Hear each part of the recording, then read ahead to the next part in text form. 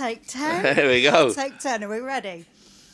Well, Chris, terrible weather conditions here today. How has that affected training this morning ahead of what is a huge game this weekend? Well, we're all used to it and we love it. So, we were all right because I think we started training this morning about 7:30. So we just missed it all. So, yeah, it's not getting great, but we've done our prep. We've had a long week, obviously, off the back of a really disappointing afternoon against Aston Villa. But what we've wanted to get out of the week so far, we've got out of it from a manager's point of view and a coach's point of view. You talk about the performance against Villa. You have, in other games, even when results haven't gone your way, you've maybe been pleased with the performance at least. In terms of where it went wrong against Villa, what have you said to the players? Have you had to have strong words with them or, pick them up, lift them up this week? All accusations are flying around, and I said it after the game, and the narrative will be they didn't try, they didn't work hard, they didn't want to compete, they didn't care. I've been in that position before. I don't believe that's the case, but I understand the narrative out there being that. We didn't see it coming. That doesn't mean that the preparation wasn't right. It's possibly, in a perverse sort of way, we felt our preparation was as good as what it's been going into arguably a really difficult game, and we really fancied it. And then things happen that we look at from our point of view, that we make some really poor decisions without the ball, really, that opens it up and get punished. And this is what can happen in the Premier League. We all understand that. So then it becomes a really difficult afternoon, especially the manner of the goals and how quickly they go in. No hiding place out there. We have to get through it. I made a decision to try to shut up shop as a manager, so I have to take that responsibility and that criticism if that comes. And I just think as well, especially in the Premier League, when and you're right, we have been at it and we've made every game competitive. We've not got the results that we believe we should have got in some games, some certain games. But when you're not at it and when the opposition are at it, as Villa showed on the night, the gap becomes enormous, and they showed their quality, and we were way off of it, and it was obviously a really disappointing afternoon for everybody concerned, and most importantly from the supporters' point of view.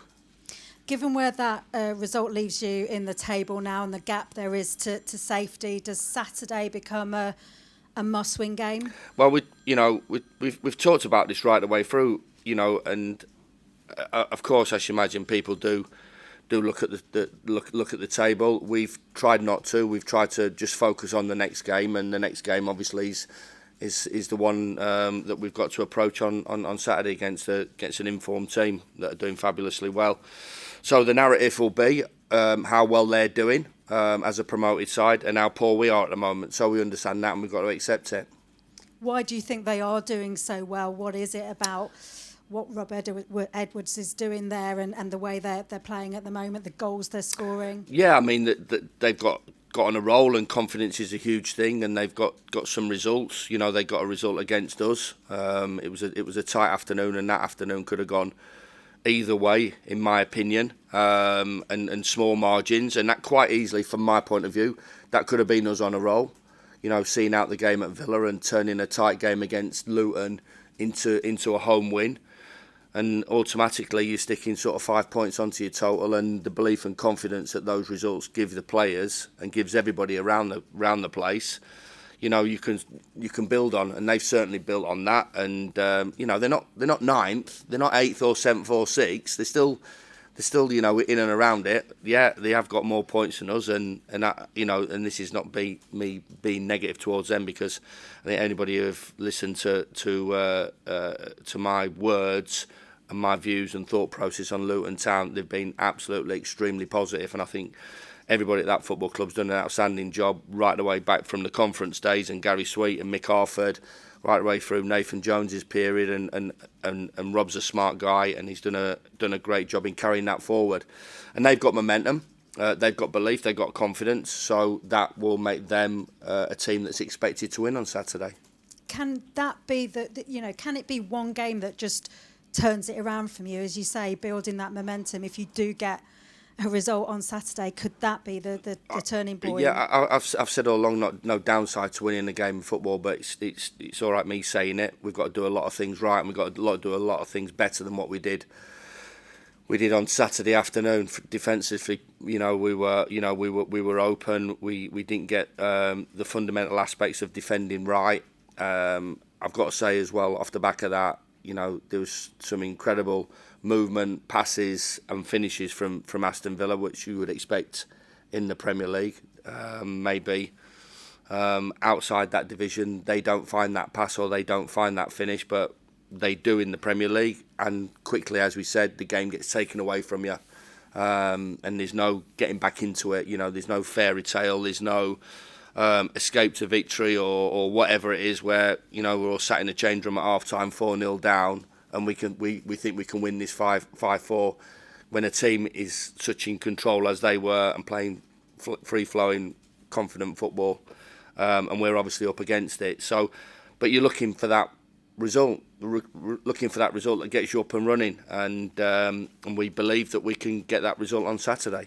Other people are writing you off.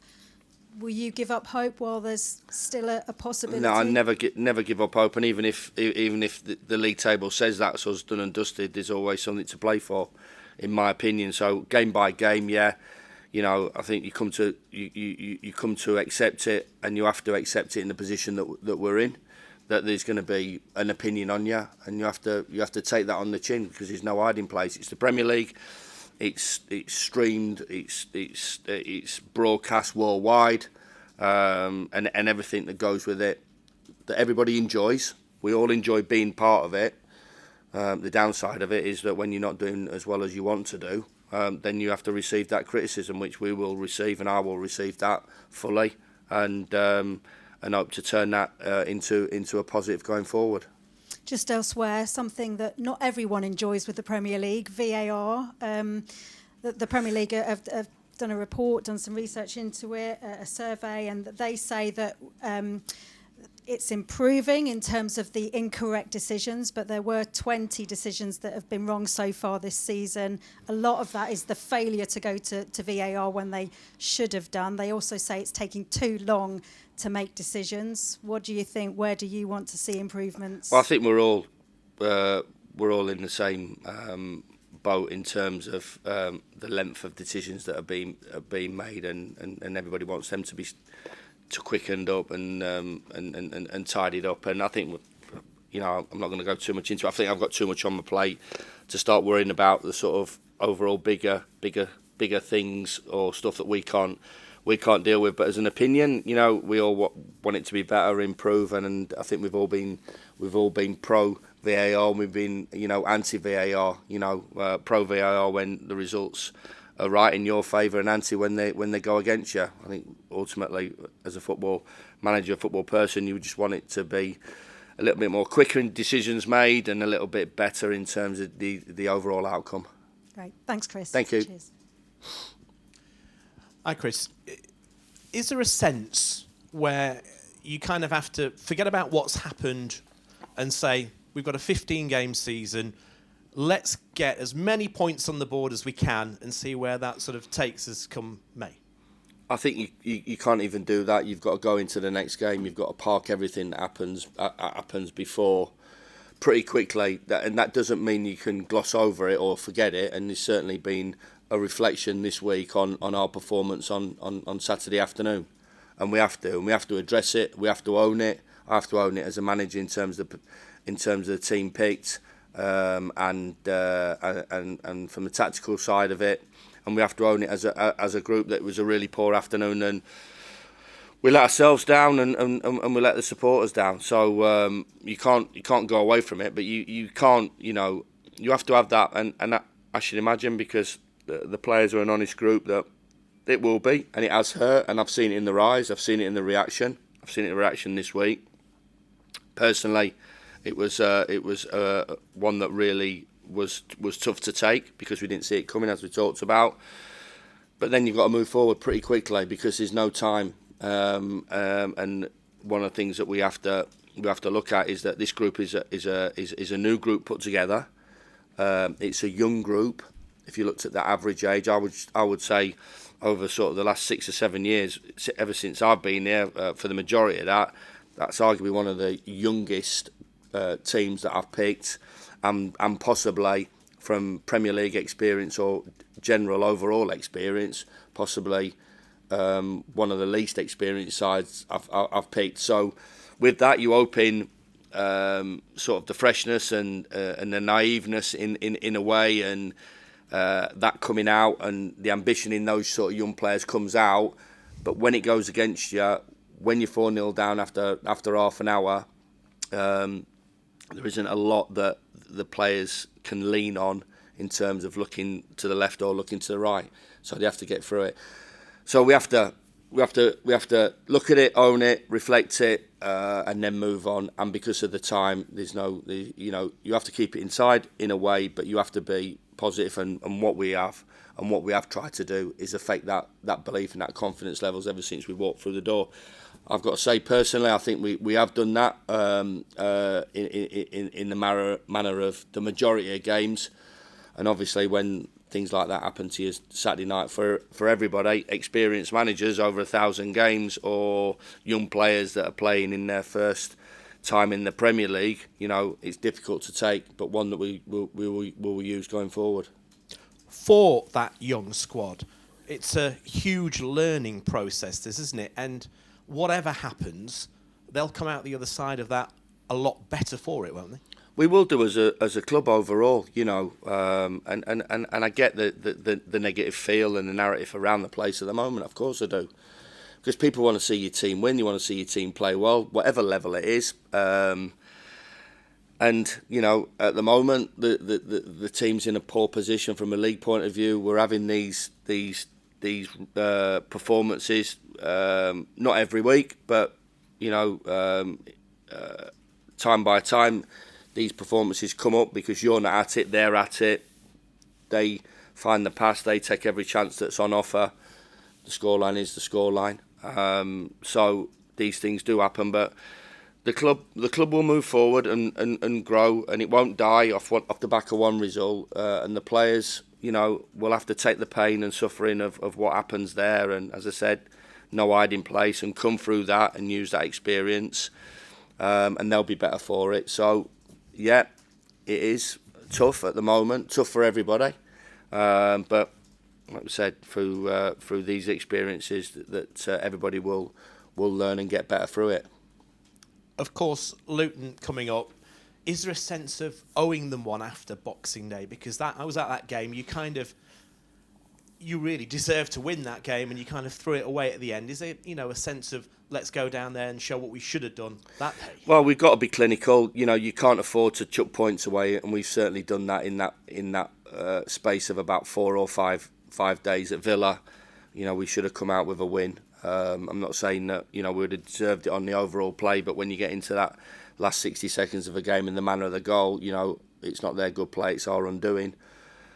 And our poor play, and obviously the Luton Town game, we go 1-0 down at home, and we get ourselves off the canvas, and get ourselves in front, and 2 own goals. So I wouldn't say it's revenge. I wouldn't say it's 0-1. We want to go there, play well, have a good shape regarding us in and out of possession. I think the good thing about it is the players know what they're going into. They know the opponents, they know the players because they've played against the majority of them, over the last couple of seasons in the Championship, and we know what environment we're going into. I certainly do, and we've got to play well, and we've got to be clinical, and we've got to make sure that we don't open it up for teams like we did on Saturday against Villa. And when teams do open it up or do make mistakes, we've got to punish them in the way that we're getting punished at this particular time. I just want to highlight Ben Brereton Diaz. How much has he brought to the group? And he's been such a positive energy within your team since he's arrived, hasn't he? Yeah, it's been a super signing for us. We feel all three, once they get bedded in and get moving, as Ben has done, will be positive signings for us. Mason will be, and Ivor will be. It's obviously a difficult debut for Mason, and Ivor, came out of a collision on the wrong side and has to serve his 12 days through concussion requirements and laws. But Ben's been fabulous to work with off the pitch, fabulous on the training ground, and he's delivered assists, goals and performances. So, you know, from a manager's point of view, it was a great signing for us, and hopefully he can kick on and keep producing those performances. Just finally from me, has Evo served his time? Is he available, or is it still too soon for Luton? No, he misses out by 1 day, so it seems that's the way things are going at the moment. But we have to deal with that, and it's a miss for us, of course. But you know, whoever plays in goal will come in and do a good job for us. Okay. Just further team news, Chris. Any new ones from the weekend? No, we've got some bumps and bruises, and but we've you know, hopefully we'll you know, injury record's been pretty decent recently, so we'll assess and we'll be positive whatever group we take down the road. They'll have enough experience, quality, ambition, and togetherness to be competitive and hopefully get a result.